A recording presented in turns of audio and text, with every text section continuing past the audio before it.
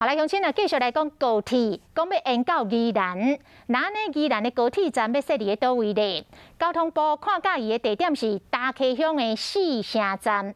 这个大溪乡长是讲非常的支持，专工伫今仔日邀请到民意代表甲船长等等的地方人士，大家表态赞声。高铁在四城，交心欢迎你赞。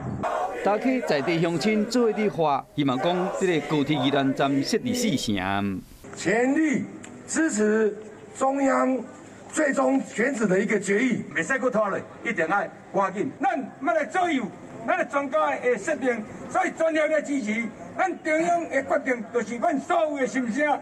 四城站因为地震跨无论伫车站的规划，也是其他道路系统的连接拢有优势。 是中央的首选，虽然因为安尼推翻本来专家建议的宜兰站引起批评，因为大部分大溪在地乡亲拢乐观其成。真好啊！安怎讲？因为这会发电，发展我们四城的那个地方。我们很欢迎啊！哎，怎么说？因为比较发展啊。 高铁延到宜兰站要设伫倒位，对宜兰县会造成真大的影响。各界有无同款的看法，交通部嘛会继续来听各方的意见，希望讲做出上大的共识。